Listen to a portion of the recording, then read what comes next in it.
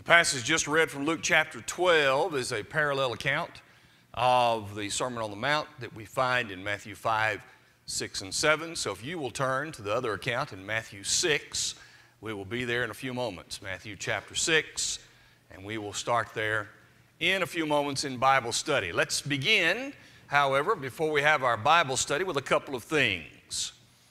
Next Sunday night, we are going to do our special night related to the congregational survey that we did last Sunday morning.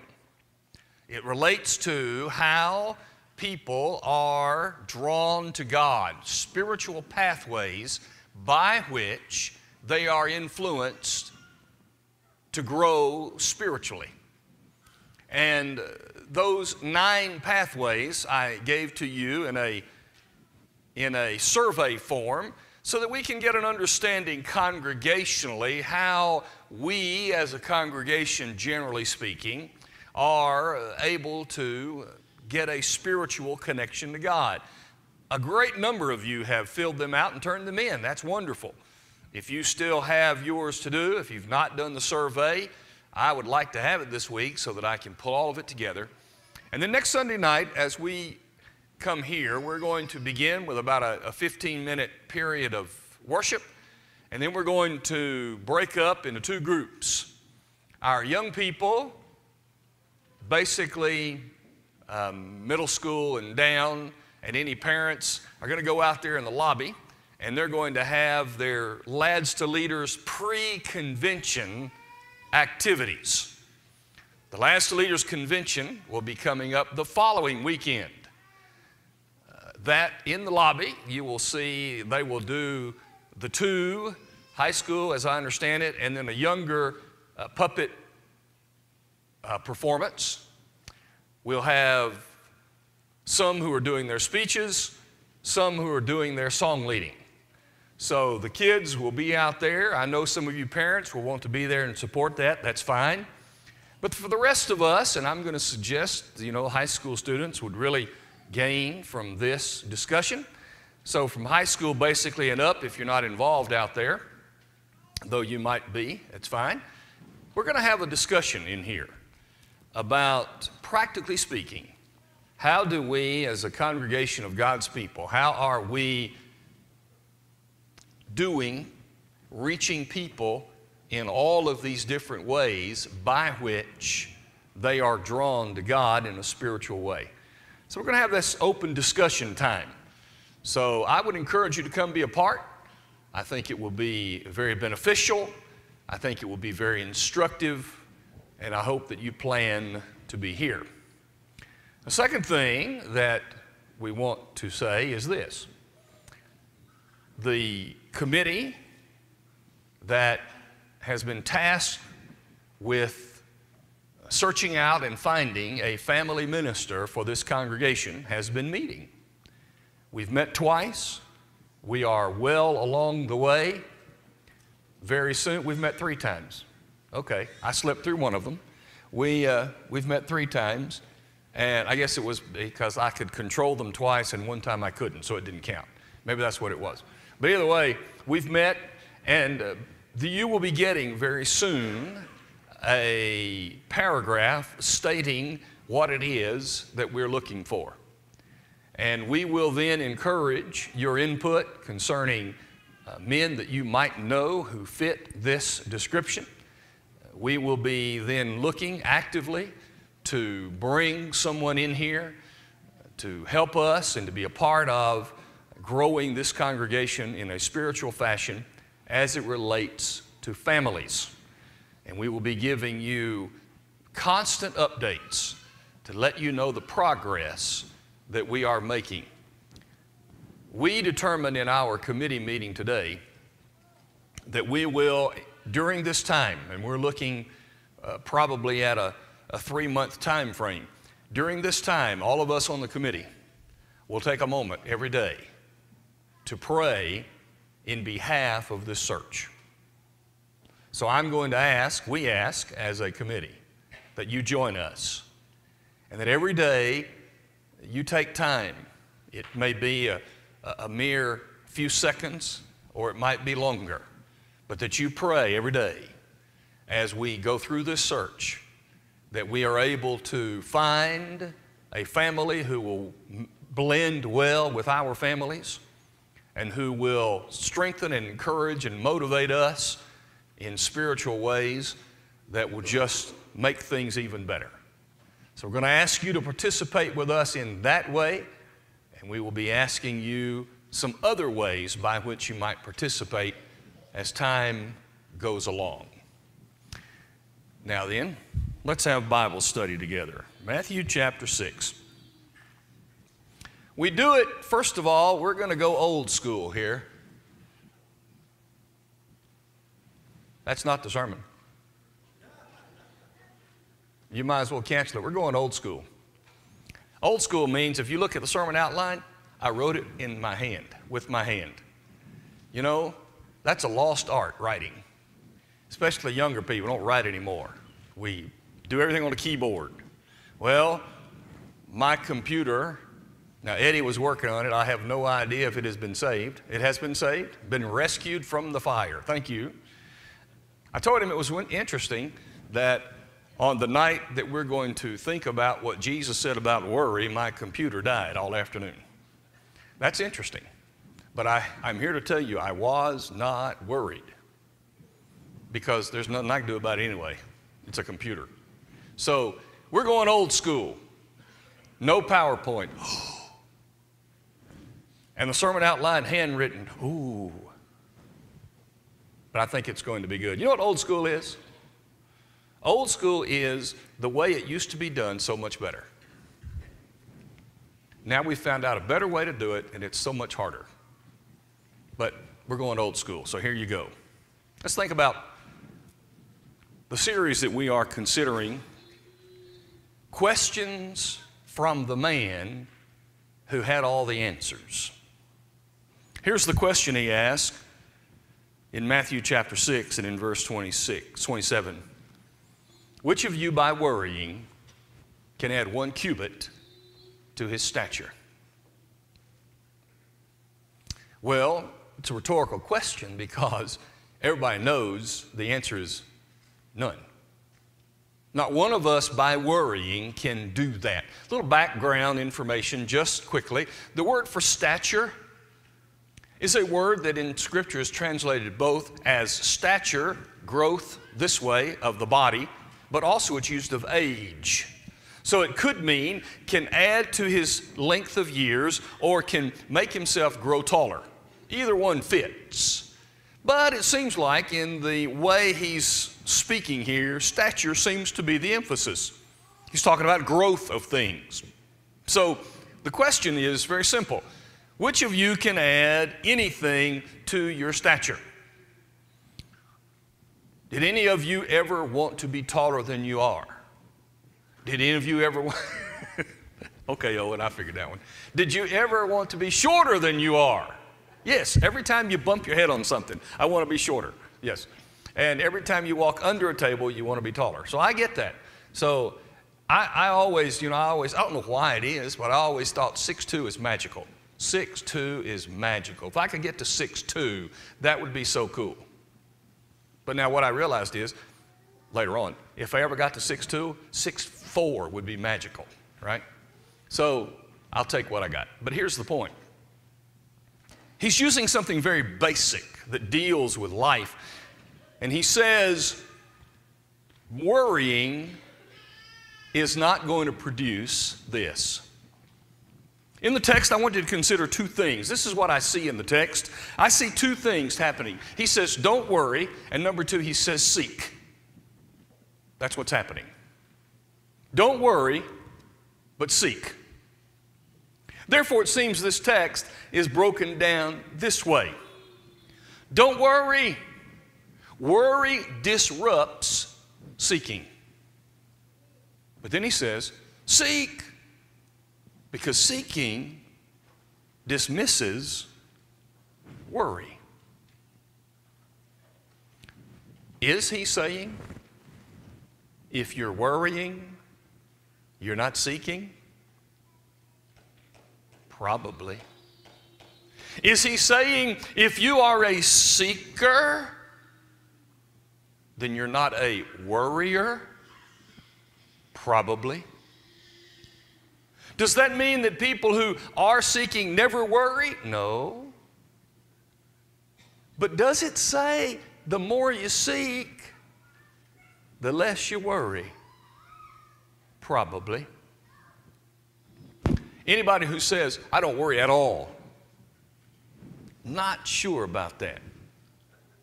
You may not live in worry, but is it a common denominator with most of us that worry sort of passes through our minds?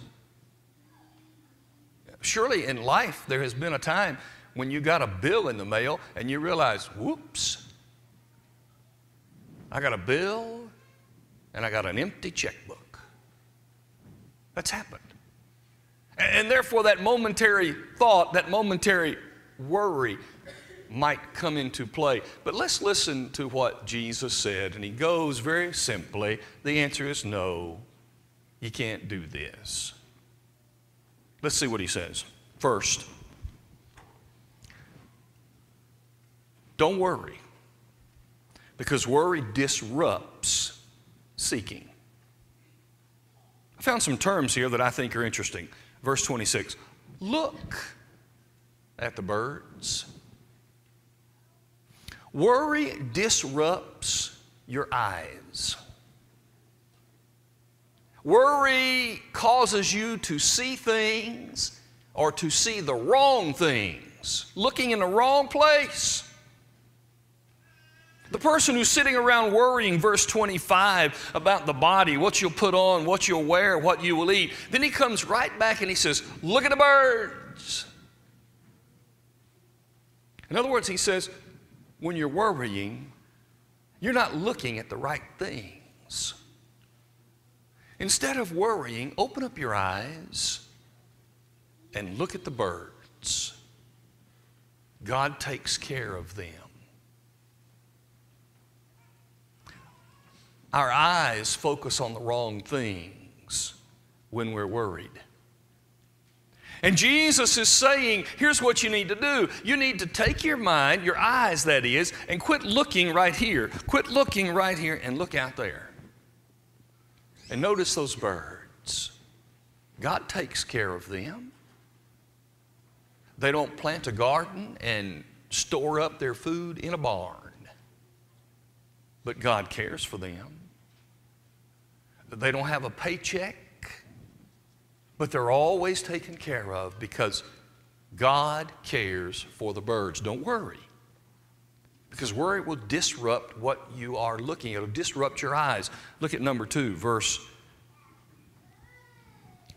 28. Why do you worry about clothing? Consider the lilies of the field.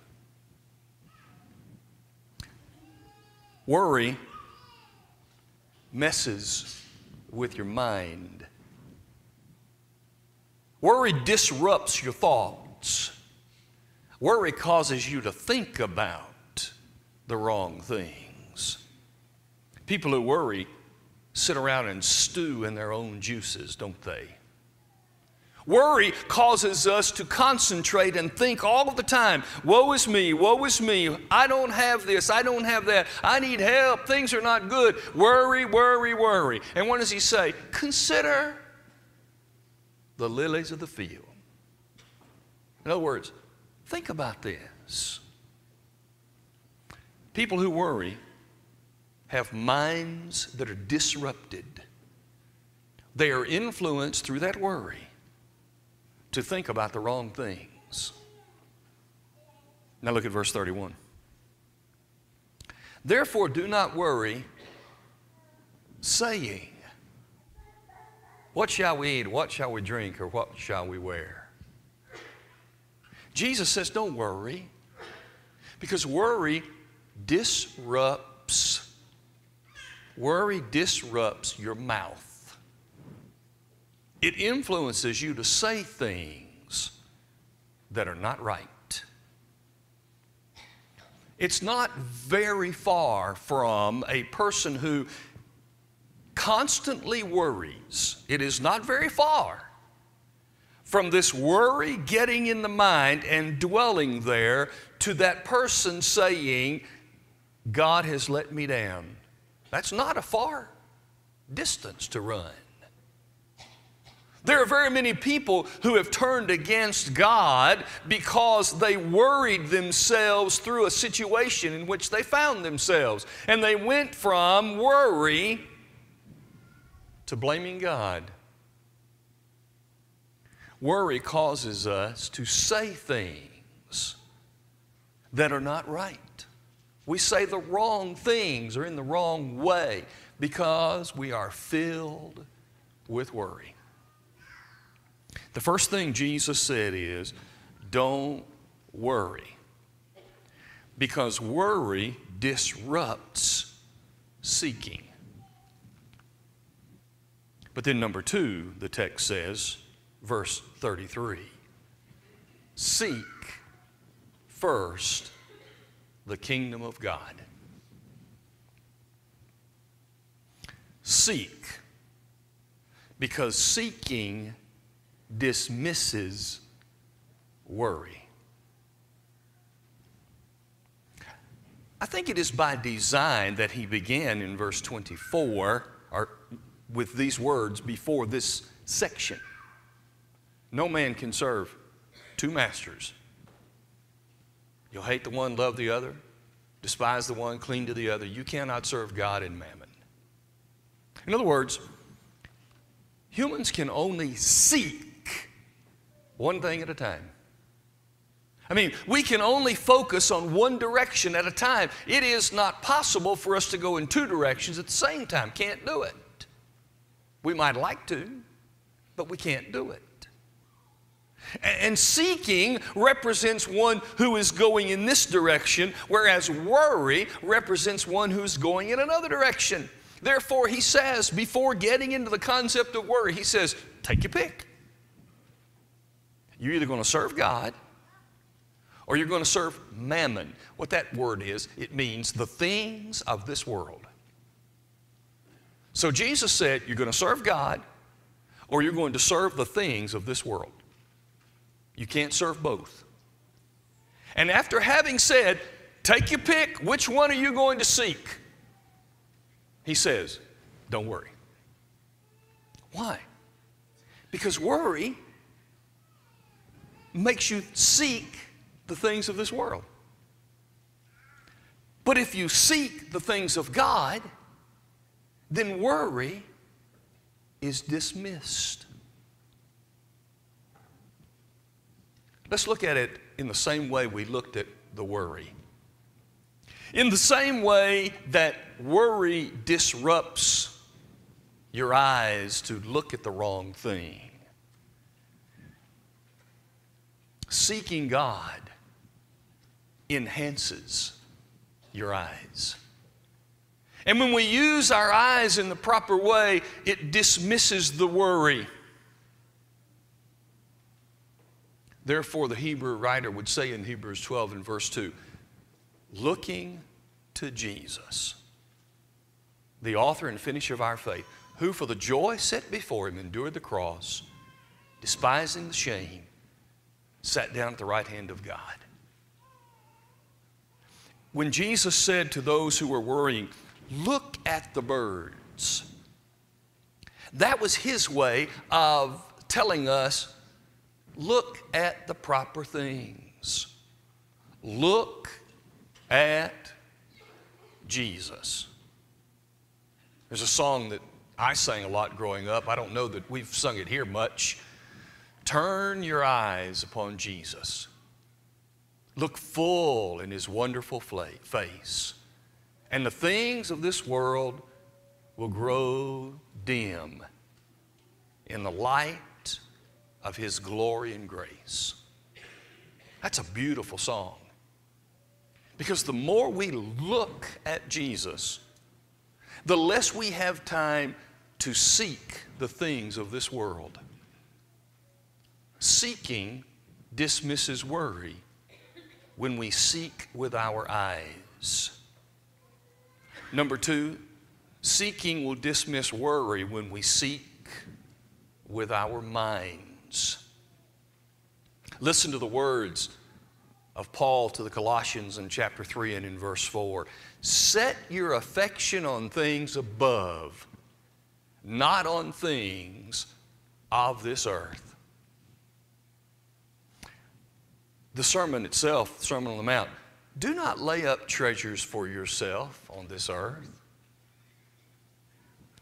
The whole contrast between seeking the things of the world that produces worry and seeking the things of God that dismisses worry is what's happening all throughout this sermon.